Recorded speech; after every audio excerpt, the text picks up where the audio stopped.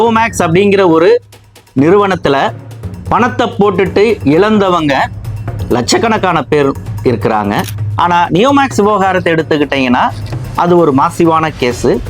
அதுல இன்வால்வ் ஆகியிருக்கக்கூடிய நிலங்களினுடைய எண்ணிக்கை பல்வேறு சட்ட சிக்கல்களை கொண்டதாக இருக்கு. போலீசார் ஒரு பக்கம் வழக்க நகர்த்திட்டு போனாங்கன்னா அதை எப்படியாவது பின்னுக்கு இழுக்கணும் அல்லது திசை மாற்றணும், மடை மாற்றணுங்கிற முயற்சியை குற்றச்சாட்டுக்கு உள்ளான நிறுவனம் கண்டிப்பாக செய்யுங்கிறது தான் நியதி.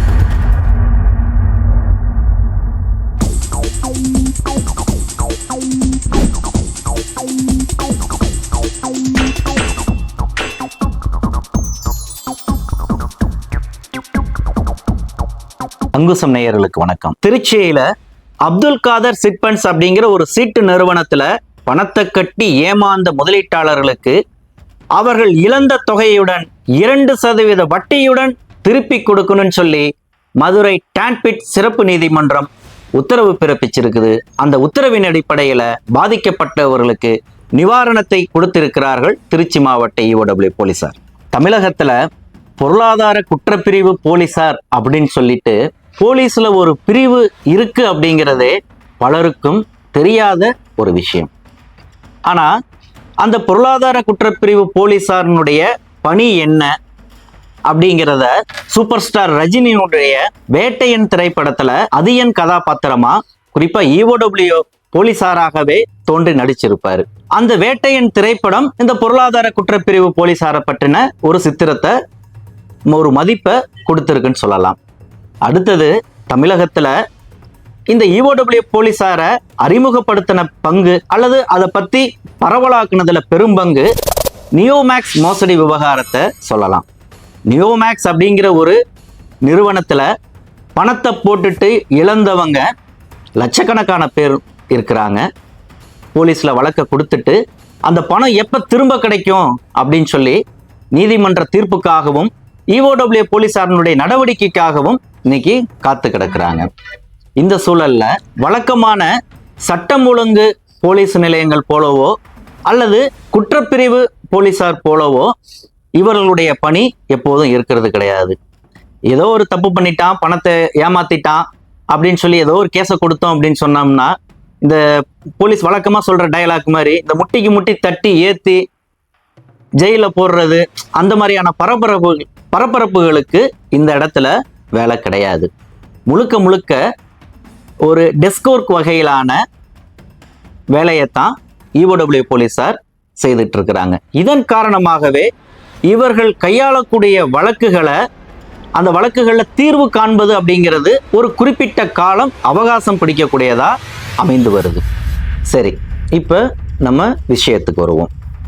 திருச்சியில அப்துல் காதர் சிட் ஃபண்ட்ஸ் அப்படின்னு சொல்லி ஒரு சீட்டு கம்பெனி, திருச்சி வரகநேரியை சேர்ந்த அப்துல் காதர், ஆஷா பானு அப்படிங்கிற அந்த 2 பேர், கணவன் மனைவி 2 பேரும் சேர்ந்து நடத்திட்டு வந்த நிறுவனம். வழக்கமான சீட்டுங்கிறதுனால அந்த பகுதியை சேர்ந்த பலரும் அந்த நிறுவனத்துல முதலீடு செய்யறாங்க. ஒரு கட்டத்துல அந்த முதலீடு செய்த தொகையை அந்த சீட்டு காலம் முடிந்த பிறகும் அப்துல் காதர் திருப்பி தராம காலந்தாழ்த்திட்டு வராரு. அவர்களும் தொடர்ந்து அவங்கள ஃபாலோ பண்ணிட்டு இருக்கிறாங்க.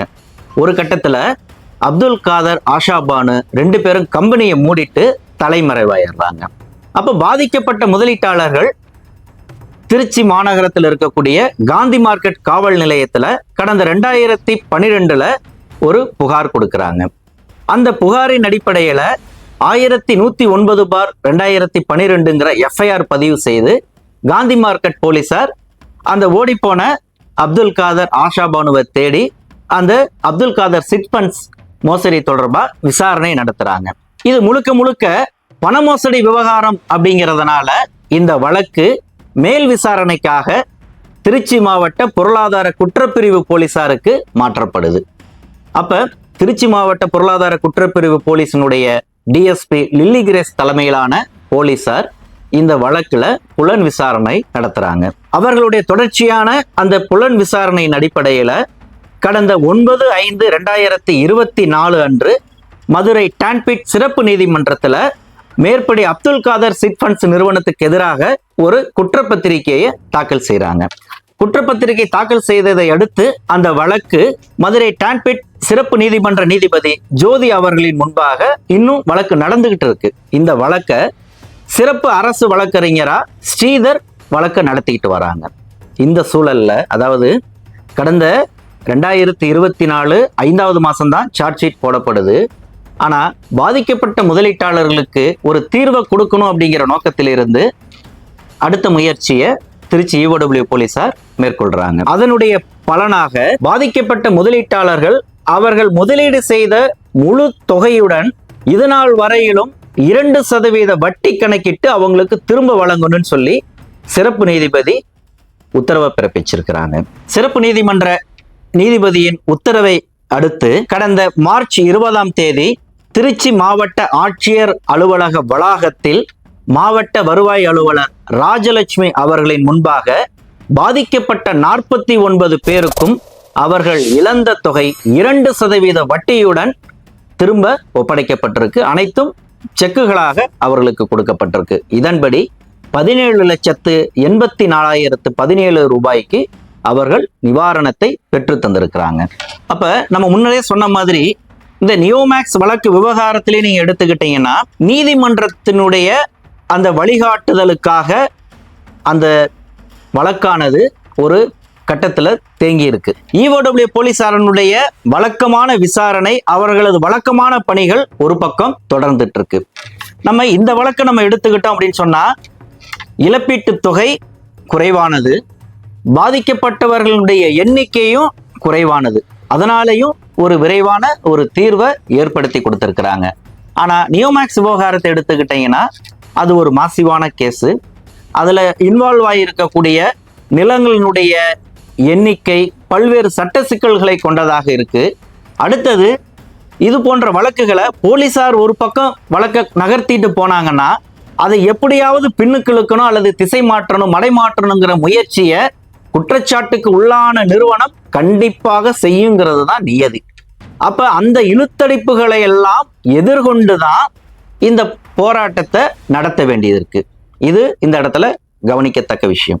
அப்ப இன்னைக்கு பொதுவா இந்த நியோமேக்ஸ் வழக்கை ஃபாலோ பண்ணிட்டு இருக்கக்கூடிய பார்வையாளர்கள் மத்தியில என்ன கருத்து இருக்குதுன்னா, EOW போலீஸ்ல வழக்குன்னு சிக்கிடுச்சு அப்படின்னு சொன்னா பணம் கிடைக்கவே கிடைக்காது, அவ்வளவுதான், வருஷ கணக்குல இழுத்தடிச்சிருவாங்க அப்படிங்கிற ஒரு பொய் பிரச்சாரம் இன்னைக்கு கட்டவிழ்த்து விடப்பட்டு இருக்கு.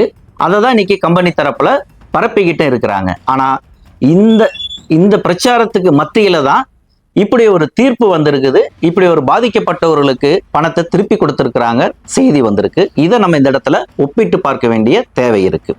அடுத்தது இந்த ஒரு கேஸா ஏதோ ஒரு 47 பேத்துக்கு ஒரு 15 லட்சம் ரூபாயை கொடுத்துட்டாங்க அப்படின்னு சொல்லிட்டு பெருசா பேச வந்துட்டியே அப்படிங்கிற மாதிரி கூட ஒரு கேள்விகள் எல்லாம். ஆனா இதே திருச்சி மாவட்ட EOW போலீசாரை நீங்க எடுத்துக்கிட்டீங்கன்னா கடந்த ஆண்டுல சரவணா தங்க மாளிகை அப்படிங்கிற ஒரு வழக்குல 63 பேருக்கு 53,43,823 ரூபாய்க்கு தீர்வை ஏற்படுத்தி கொடுத்திருக்கிறாங்க. அதே போல கருப்பசாமி பைனான்ஸ் அப்படிங்கிற வழக்குல 15 பேருக்கு 12,08,410 ரூபாய்க்கான தீர்வை வழங்கியிருக்கிறாங்க. அதே போல மணி கியூப் நிறுவனம் 25 பேர் பாதிக்கப்பட்டவங்களுக்கு 56,20,792 ரூபாயை தீர்வு கொடுத்திருக்கிறாங்க. அதே போல குரு பெனிஃபிட் அப்படிங்கிற ஒரு நிறுவனத்துல ஏமாந்த 234 பேருக்கு 21,38,190 ரூபாயை தீர்வா தேடி கொடுத்திருக்கிறாங்க. அப்ப இந்த திருச்சி மாவட்ட போலீசாரனுடைய இந்த சீரிய பணியை பொருளாதார குற்றப்பிரிவு போலீஸினுடைய தலைமையகத்தில் இருக்கக்கூடிய ADGP B Baladevi madam, IG Sathyapriya, SP Kingslin ஆகியோர் பாராட்டு தெரிவிச்சிருக்கிறாங்க. இதே திருச்சி மாவட்ட பொருளாதார குற்றப்பிரிவு போலீசார் மத்தியில் அவர்கள் முன்பாக பிரணவ் ஜுவல்லரி வழக்கும் நடந்துகிட்டு இருக்கு. அதுலேயும் வழக்கு விசாரணை போயிட்டு இருக்கு. இது போன்ற தொடர்ந்து பல்வேறு அப்டேட்டுகளை நாம் தொடர்ந்து வழங்க இருக்கிறோம். தொடர்ந்து பார்ப்போம். நன்றி.